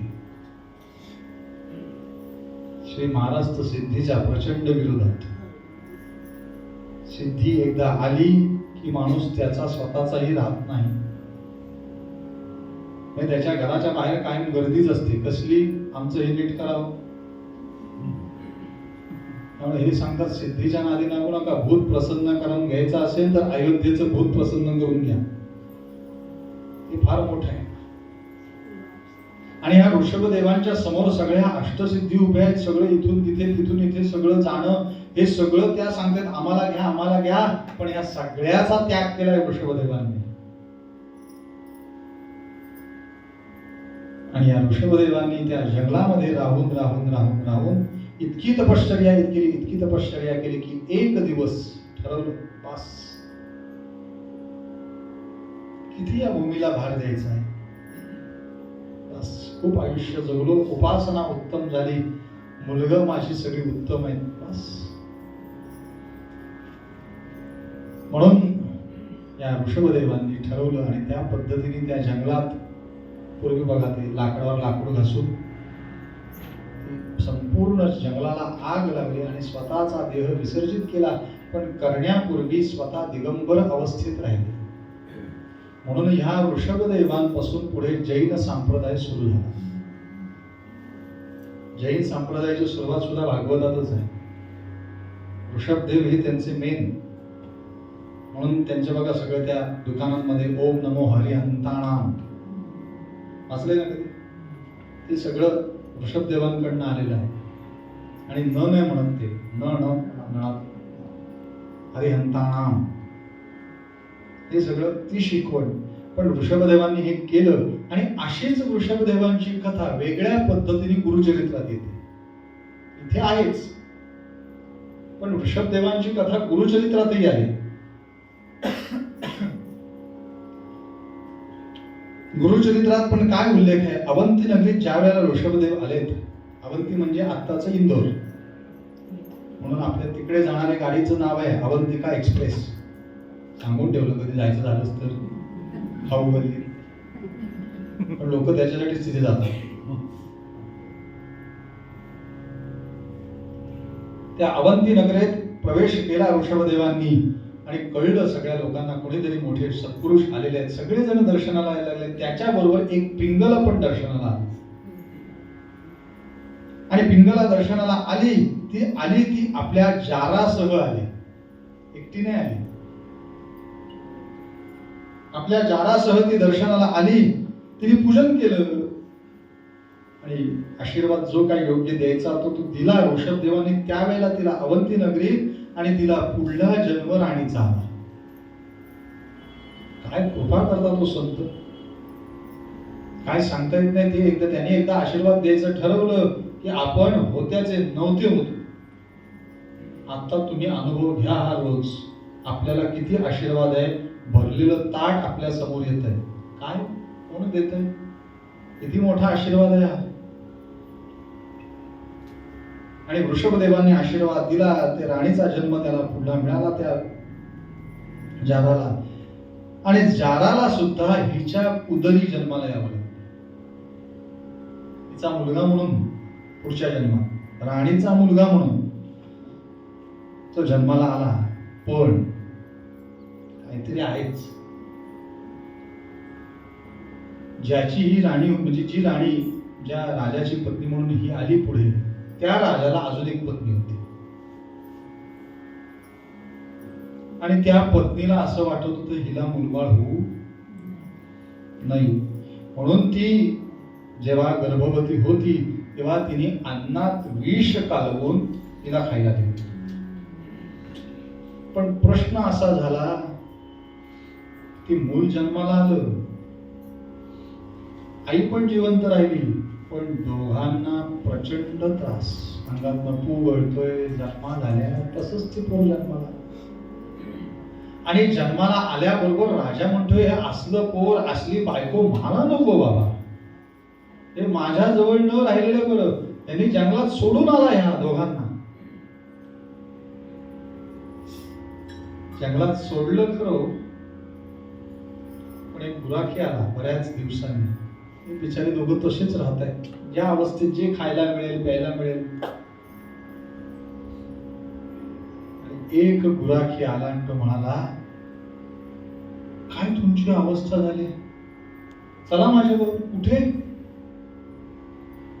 आमचे आहेत असे एक सत्पुरुष, त्यांच्याकडे चला. ते सगळ्यांना जवळ करतात, ते कोणाला लांब नाही करत. तुमचं हे दुखणं पण जाईल. म्हणून तो गुराखी घेऊन आला. तो गुराखी घेऊन आला कोणाकडे? ऋषभदेवांकडे. तुम्ही म्हणाल मागच्या जन्मात ऋषभदेव ते आत्ता पण आहेत. संतांचं वय बघतच जाऊ नका. ते भरपूर श्वास घेऊन आलेले असतात. आपल्या श्वासाला मर्यादा आहेत. म्हणून डॉक्टर शेवटी काय सांगतात, यांचे श्वास संपलेत. ऋषभदेव प्रचंड श्वास घेऊन जन्माला आलेले होते. प्रचंड विद्वत्ता होती आणि सगळं समर्पण भगवंताच्या चरणापाशी होतं. म्हणून ते मागच्या जन्मात पण होते आणि ह्या जन्मात पण होते. आणि ऋषभदेवांना बघितलं मात्र तिला इतकं बरं वाटलं की यांना कुठेतरी बघितलंय, कुठेतरी बघितलंय. ही तिची मनोमन सारखं चालू असणार ना हो मनात. कुठे थांबणार ते? म्हणून वृषभदेवाने काय केलं, विभूती घेतली, स्मरण झालं आपल्या सद्गुरूंचं, भगवंताचं, त्या दोघांच्या अंगावर शिंपडलं मात्र फक्त ती विभूती, त्यांना ते दिव्यत्व प्राप्त झालं. परत शरीर होतं तसं झालं आणि त्या मूळ रूपात स्वरूपात ते दोघे व्यवस्थित वावरायला लागले. वृषभदेवांची सेवा केली. सांगतोय कशासाठी सगळं? निसंग वृत्तीने उपासना चालू ठेवली जन्मोजन्मी तर भगवंत तुम्हाला फळ देतो. म्हणून ही वृषभदेवांची कथा आली, सिद्धांत पटवण्यासाठी कथा. या वृषभदेवांचेच मगाशी उल्लेख केल्याप्रमाणे 100 मुलं, त्यातला तो भरत, आणि या भरताच्या खालोखाल अजून 9 मुलं प्रचंड हुशार आहेत. प्रचंड ते कोण आहेत त्यांचा उल्लेख आपल्याला 6व्या 7व्या दिवशी नवयोगेश्वर, ते नवयोगेश्वर आहेत, तेच पुढचे आत्ताचे नवनाथ आहेत. ते नवयोगेश्वर बुद्धिमत्ता काय अफाट असावी हो.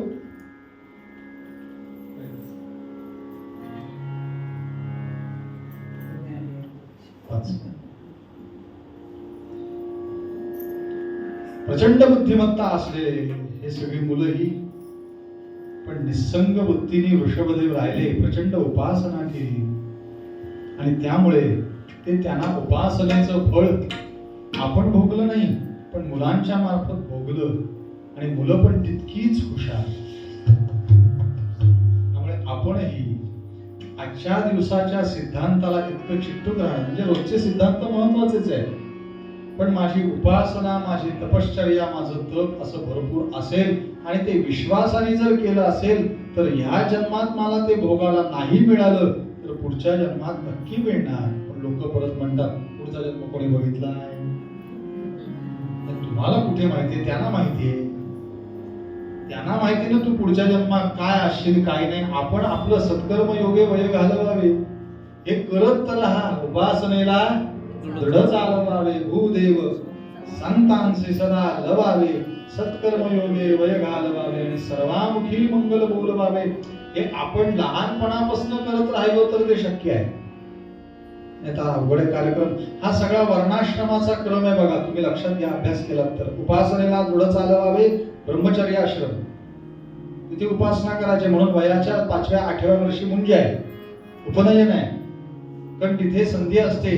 लहान वयात जर तुम्ही शिकला तर ते पटकन शिकलं जातं, लक्षात राहतं, वाणी शुद्ध असते, त्यामुळे उच्चार चांगले होतात. म्हणून तेव्हा ब्रह्मचर्य आश्रमात उपासनेला दृढ चालवावे. गृहस्थाश्रमात भूदेव संतांशी सदा लवावे. हे गृहस्थाश्रमात करायचे आपल्याला. जेव्हा जेव्हा संत दिसतील तेव्हा साधू संत येते घरात, हे कायम डोक्यात ठेवायचं. ते नाही घरी आले आपण त्यांच्या घरी जायचंय महाराजांच्या. काय करणार, वेळच मिळत नाही हो. मग असं तेही म्हणतील, वेळच मिळत नाही मामा. पण भूदेव संतांशी सदा लवावे. त्यांच्यापर्यंत जाणं शक्य नाही, त्यांचे ग्रंथ आहेत, त्यांना शरण जा. श्रीमद भागवत, श्रीमद दासबोधा समर्थ म्हणतात, अरे मी इथेच कुठे गेलोय, पहा माझे ग्रंथ नीट. नीट मधला नी दीर्घ आणि तिथे तो लाल पेनानी आहे. मी सांगतोय त्याच्यात नाहीये. नीट बघा, नुसतं बघू नका वरच्यावर, नीट. म्हणून गृहस्थाश्रमात भूदेव संतांचे सदा लवावे आणि वानप्रस्थाश्रमात सत्कर्मयोगे वय घालवावे. आता मला 60 नंतर काही काम नाही असं कोण म्हणतं? रिटायर झाले, पण त्यांना जितकं काम आहे तितकं मलाही नाही. नातवंडांना शाळेत सोडण्यापासून ते परत घेऊन येईपर्यंत, भाजी आणण्यापासून निवडण्यापर्यंत, आणि जमलंच तर करून ठेवा मी जरा येते बेशीला जाऊन. एवढं सगळं करून होईपर्यंत मुलगा परत ऑफिस मधनं येतोय, त्याला परत चहा ठेवणं, परत रात्रीची पानं घेणं, परत तो दिवस संपला. म्हणजे कामं कोणाला जास्ती आहेत? जे रिटायर झाले त्यांना जास्ती आहेत. त्यामुळे या वानप्रस्थाश्रमात आपण काय करायचं तर सत्कर्म योगी वैन घालावा, जास्तीत जास्त सत्कर्मात राहण्याचा प्रयत्न करावा त्या वयात. नाही तर लोक म्हणायला बसलेले आहेत करून करून भागले, आणि लोकांनी म्हणण्यापेक्षा आधीपासून सुरुवात करा. आमचे गुरुजी मला कायम सांगतात 10व्या वर्षी ज्ञानेश्वरी, 20व्या वर्षी भागवत, 30व्या वर्षी भागवत नाथ भागवत, 40व्या वर्षी दासबोध, हे सगळं घेतलं, एक एक एक एक अभ्यास करत घेतलं 10व्या वर्षापासून की 60व्या वर्षी एकटं वाटत नाही का ग्रंथ माझ्या बरोबर असतात. म्हणून वानप्रस्थाश्रमात सत्कर्म योगी वय घालवावे आणि संन्यास आश्रमात महत्वाचं सर्वामुखी मंगल बोलवा.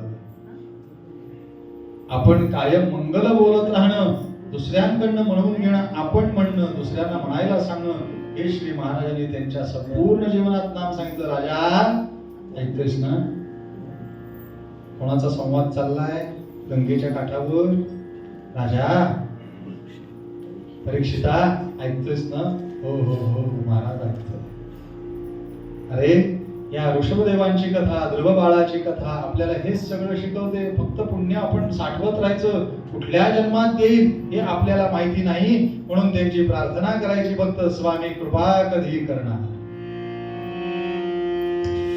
स्वामी कृपा कधी करणार, स्वामी कृपा कधी करणार, स्वामी कृपा कधी करणार. तव चरणांचे दर्शन घ्यावा, तव चरणांचे दर्शन घ्यावा, मला कधी घडणार, स्वामी कृपा कधी करणार.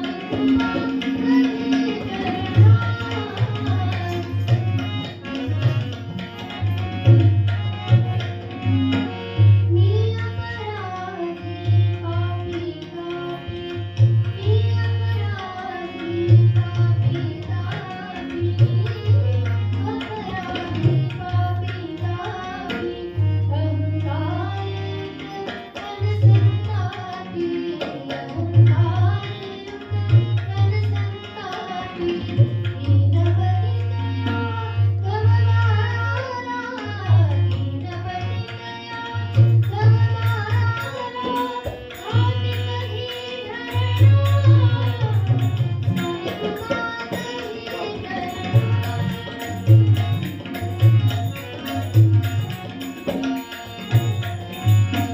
स्वामी राया माझी काया, स्वामी राया माझी काया, स्वामी राया माझी काया, आतुर झाली तुम्हा पाहण्या, आतुर झाली तुम्हा पाहण्या, लाया आता उशीर काढला, लाया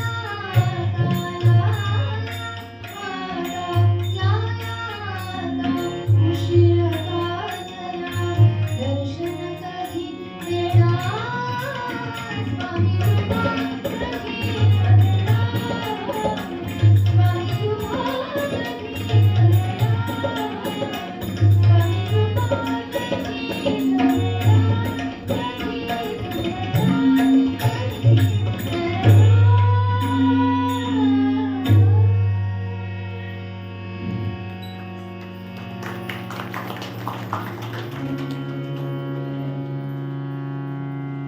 स्वामी आपल्यावर नक्कीच कृपा करणार आणि ते करत आहेत, करत राहतील. त्यासाठी आपली उपासना हे आपण नक्कीच करत राहूया. आजच्या दिवसाच्या कथेचा विराम करताना एवढंच फक्त लक्षात ठेवायचं की आपण केलेलं पुण्य, साठवलेलं पुण्य हे याच जन्मात उपयोगाला येईल असं नाही, पुढच्या जन्मात सुद्धा येऊ शकतं, आपल्याला माहिती नाही.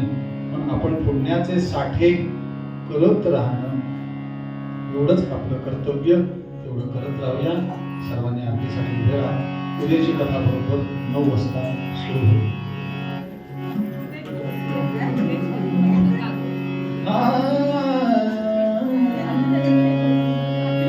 हे जिदान देवा देवा, विसर बाबा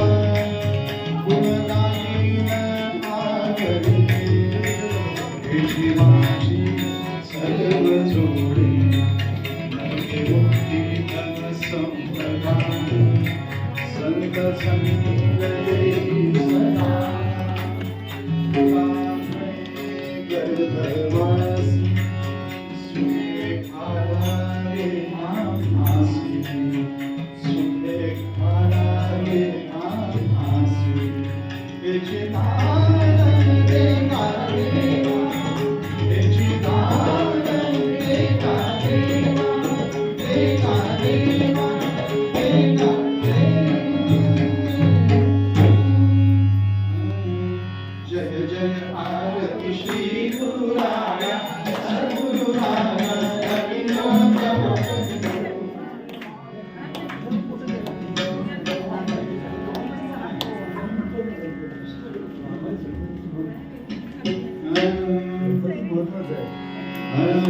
शूटिंग बंद करा सुख करता दुःख हरता